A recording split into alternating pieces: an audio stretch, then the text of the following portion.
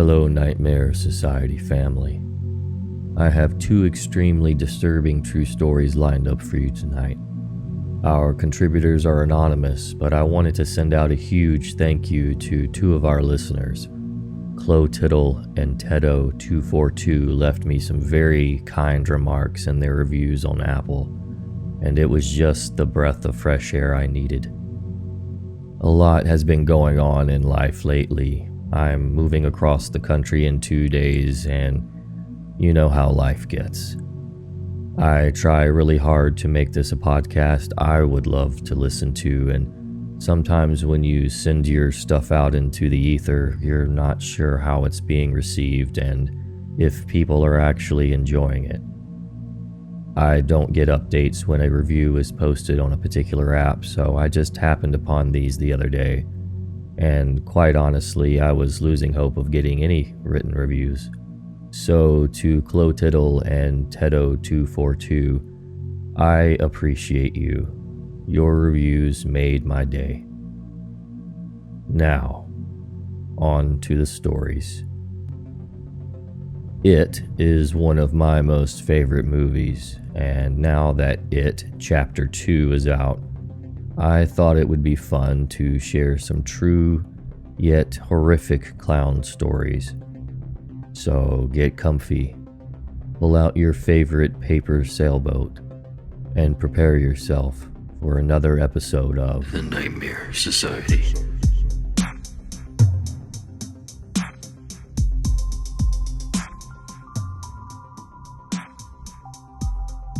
This happened in Antioch, California. It was around 2 a.m. I was at a friend's house, safe in a warm, sheltered suburbia. We were having a lot to drink, chit-chatting, enjoying ourselves. Of course, when you're having fun, time hits the fast-forward button. Those few minutes turned into an hour. I had too much to drink. My friend has a bit of an abrupt bedtime, so I had to dodge out early, still intoxicated. I felt too shameful thinking I'd be asking too much to stay in his house to sleep off the drunkenness. I suppose he was either too rude or too drunk himself to consider it. Whatever. Sometimes a little inconvenience makes you appreciate everything else. I needed about another hour or so to sober up and drive back. As fast as time passed during my stay, it decided to drastically slow down as soon as I stepped out of his house. It was a cul-de-sac area, a concrete jungle with the stem of the street breaking into a fork. Alongside the road, my car was parked.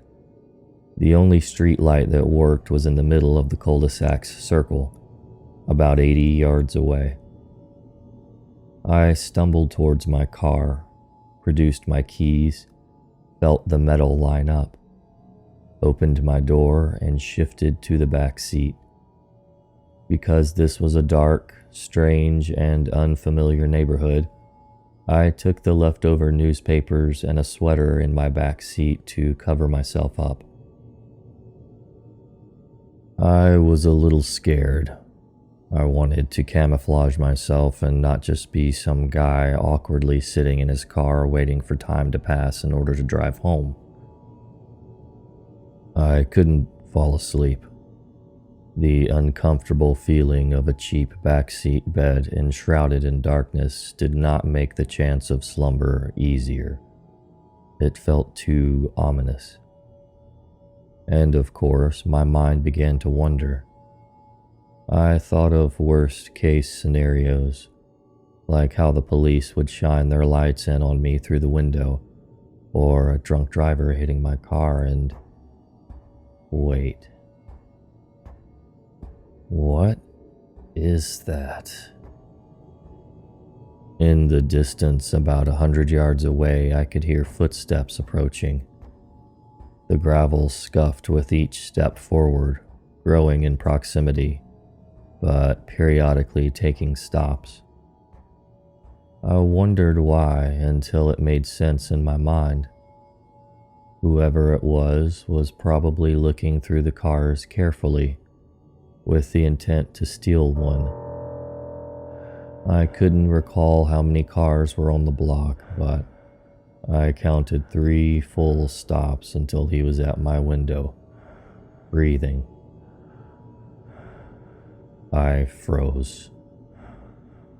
There was no more than 1 foot between us. The car encapsulated me as I lay hidden beneath the backseat clutter, forming myself into an object, trying my hardest to be unnoticeable, unmoving, and simply not there.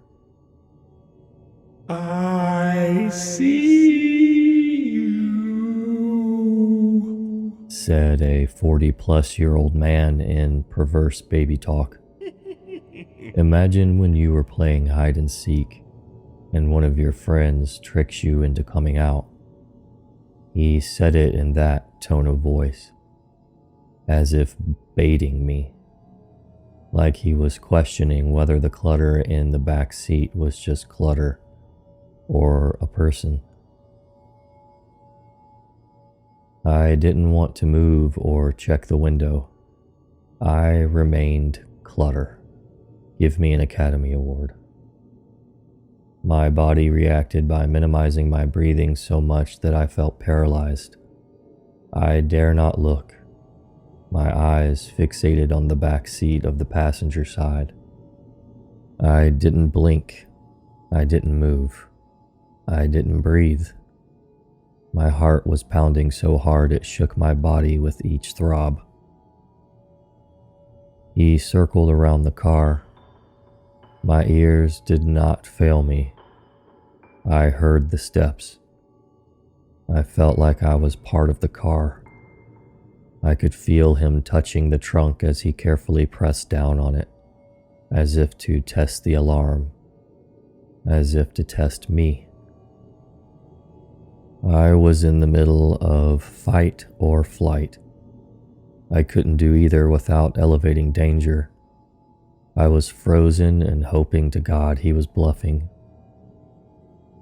He circled the car again. The door handle to my right jiggled. He was pulling it multiple times. I see you. Same tone, but more agitated and stressed. More convinced that he was trying to make that clutter move, revealing itself to be of his expectation that it was me. My muscles tensed like a cow before slaughter. That had to be metal against glass. Take a penny right now and tap your window. A crowbar? A knife? A rock? A gun? My eyes fixated on the seat in front of me, never averting my gaze like he was. I was covered enough to where I couldn't see beyond the seat in front of me. I know I couldn't see him, but I could feel his eyes resting on top of me. My name is Poker Face. What's your name? The voice changed in a lower, demented, and serious tone. My mind forced a visual. It was not anything human.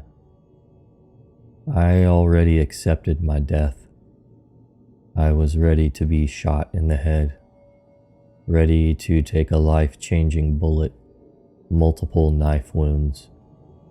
Just make this sleep bearable, not excruciating, as you drain me of life. I wouldn't know how to react. My thoughts grew dimmer. I imagined my friend waking up the next morning after a calm night of safe and sound sleep, only to discover my mutilated, defiled, and bloodied body hanging outside my car door. It was then I heard nothing but my own heart. What was this person doing now? Just staring at me in the middle of the night? talking to me or a messy pile in the back seat. Time froze. The footsteps were being swallowed in the distance. Thank God. He left. I waited another hour until the sun showed hints of itself. I jumped in my front seat and bolted out of there, wide-eyed and sober.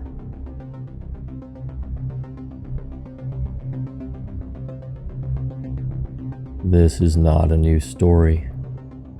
This happened way back in 1980.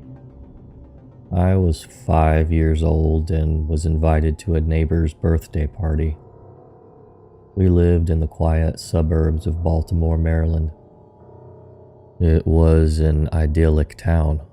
Trees lined the streets, looking over the neighborhood like giant looming sentinels. It was early October. I remember this because the houses were decorated for Halloween. The boys' parents pulled out all the stops to make their son's party one to remember.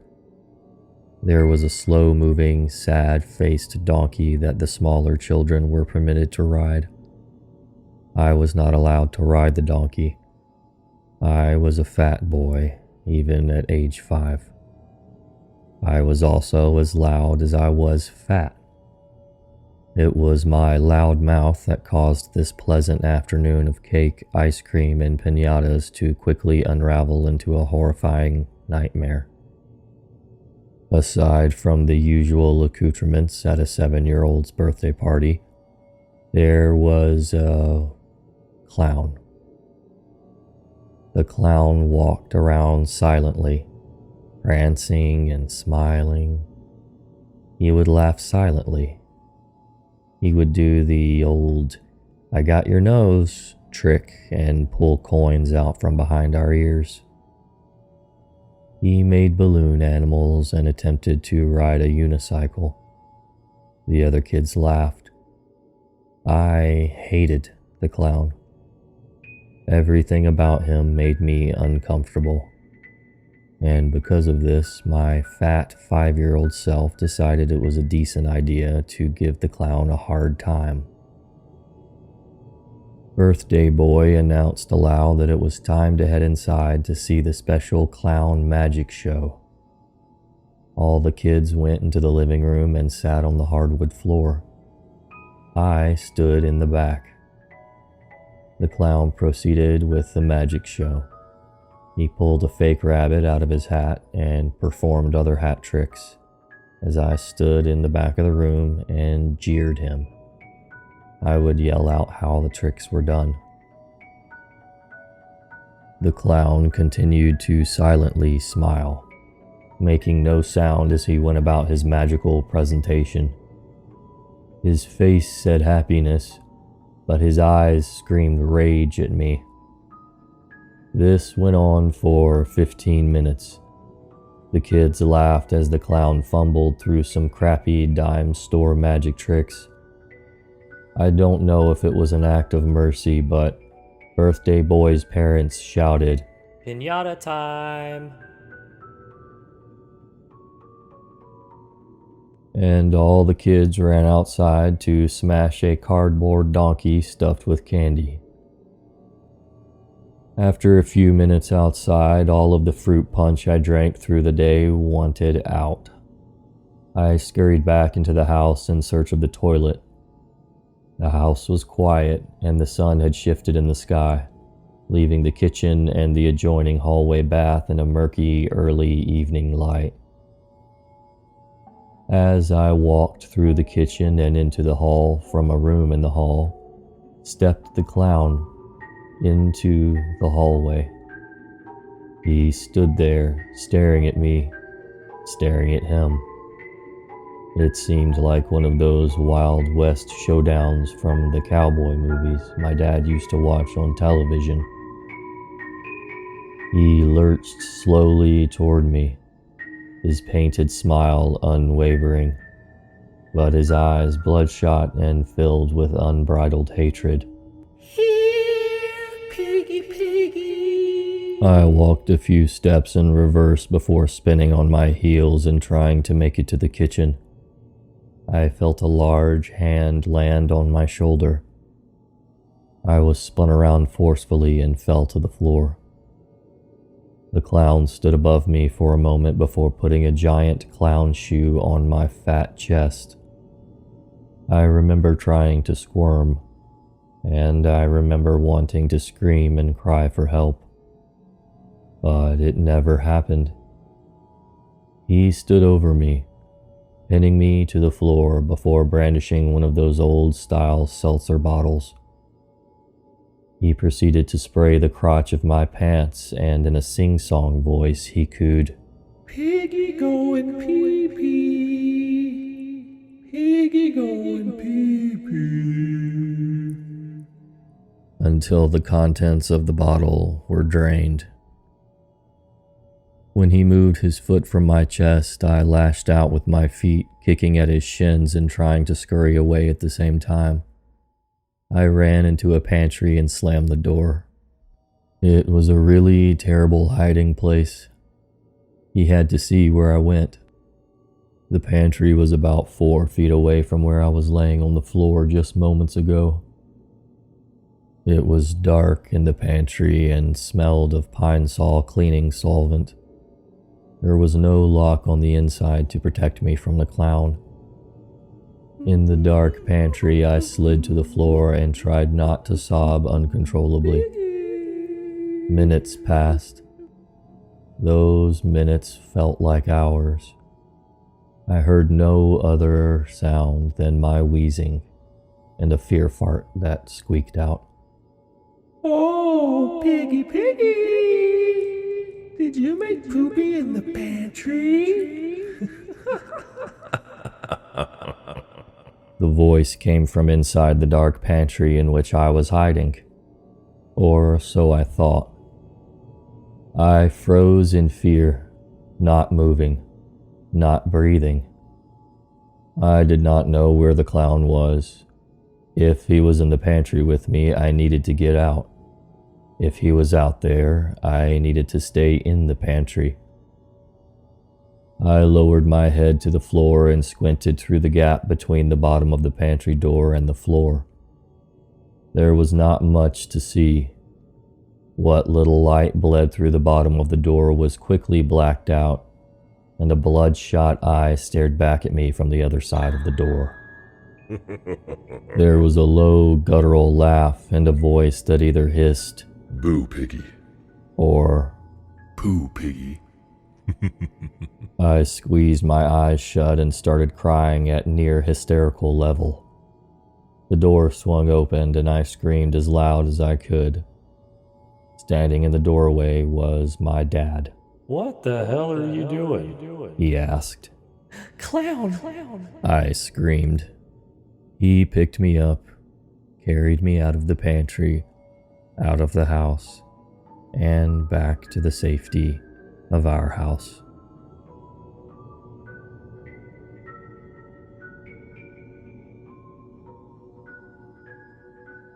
Wow. I am not one of those people who is terrified of clowns, but those were pretty terrifying stories. Thank you so much for listening, and please don't forget, if you would like to share your support for the podcast, make sure to write us a review. If you do, and once I see it, I will be sure to give you a shout out on the next episode.